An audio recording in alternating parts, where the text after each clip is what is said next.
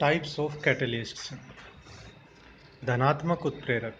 उपरोक्त सभी अभिक्रियाओं में सामान्यतः उत्प्रेरक अभिक्रिया की गति को बढ़ाता है। ऐसे उत्प्रेरक जो अभिक्रिया की गति को बढ़ाते हैं उन्हें धनात्मक उत्प्रेरक कहते हैं, जबकि जो उत्प्रेरक अभिक्रिया की गति को कम करते हैं, जैसा हम आगे देखेंगे, उन्हें हम ऋणात्मक उत्प्रेरक या इनहिबिटर समंदक कह देते हैं। पहले हम बात करते हैं धनात्मक उत्प्रेरकों की। फॉर एग्जाम्पल, हाइड्रोजन पेरोक्साइड का विलयन कमरे के ताप पर बहुत कम गति से विघटित होता है और इस विघटन की अभिक्रिया की सक्रिय ऊर्जा का मान 76 किलो जूल वगैरह है। पर बहुत थोड़े आयोडाइड उत्प्रेरक की उपस्थिति में अभिक्रिया की सक्रिय ऊर्जा का मान 57 किलो जूल ही रह जाता है और अभिक्रिया की गति बहुत तेज हो जाती है।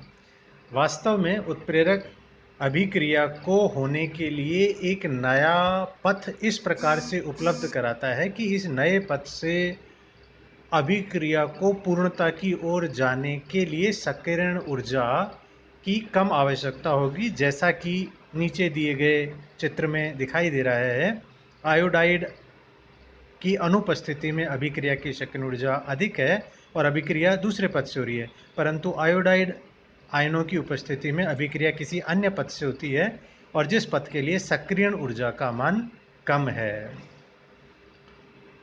उत्प्रेरकों का वर्गीकरण।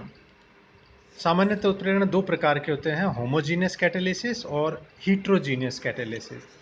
होमोजीनियस कैटालिसिस में जब अभिकारक और उत्प्रेरक दोनों समान प्रावस्था में हो तो उसे होमोजीनियस कैटालिसिस कह दिया जाता है, जबकि अगर अभिकारक और उत्प्रेरक भिन्न भिन्न प्रावस्थाओं में हो तो उसे हीट्रोजीनियस कैटालिसिस कह दिया जाता है।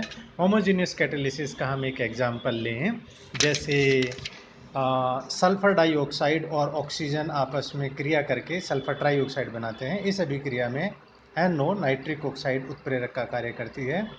अभिकारक भी गैसीय प्रावस्था में है और उत्प्रेरक NO भी गैसीय प्रावस्था में है, इसलिए यह होमोजीनियस कैटालिसिस का एग्जाम्पल है। जबकि अगर हम तेल, वनस्पति तेल जो कि द्रव होते हैं, उनके हाइड्रोजनीकरण की अभिक्रिया का अध्ययन करें तो तेल जो कि लिक्विड अवस्था में है, हाइड्रोजन गैस जो कि गैसीय अवस्था में है और तेल का हाइड्रोजनीकरण होकर वनस्पति घी बन जाता है। इस अभिक्रिया में निकल चूर्ण जो कि ठोस होता है एक उत्प्रेरक का कार्य करता है। इस अभिक्रिया में हम देख सकते हैं कि अभिकारक द्रव और गैसीय प्रावस्था में है जबकि उत्प्रेरक ठोस प्रावस्था में है, इसलिए यह हीट्रोजीनियस कैटालिसिस का उदाहरण है। अब हम बात करते हैं नेगेटिव कैटालिसिस की। जैसा हम बात कर चुके हैं कि जब उत्प्रेरक अभिक्रिया की गति को कम कर देता है तो फिर हम उसे ऋणात्मक उत्प्रेरक या इनहिबिटर कह देते हैं। जैसे कि पेट्रोल के नोकिंग को कम करने के लिए उसमें प्रायः TEL टेट्रा इथाइल लैड मिला देते हैं जो कि नोकिंग को कम कर देता है, इसलिए यहाँ पर लैड जो है एक ऋणात्मक उत्प्रेरक का कार्य करता है। Auto catalysis. जब किसी रासायनिक अभिक्रिया में बना कोई उत्पाद उस रासायनिक अभिक्रिया के लिए उत्प्रेरक का कार्य करता है तो इस अभिक्रिया को स्वतः उत्प्रेरण कह देते हैं। उदाहरणार्थ, ऑक्जेलिक एसिड का परमैंगनेट से क्रिया कराने पर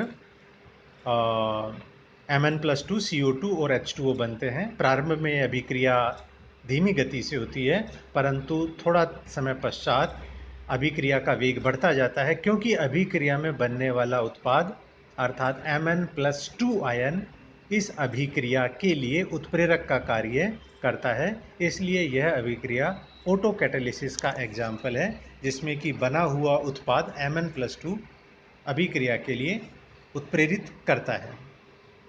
और एक और प्रकार का उत्प्रेरण होता है जिसे हम कह देते हैं इंड्यूस्ड कैटालिसिस, प्रेरित उत्प्रेरण। जब एक रासायनिक अभिक्रिया किसी दूसरी रासायनिक अभिक्रिया के वेग को बढ़ाती है तो इसे प्रेरित उत्प्रेरण कहते हैं।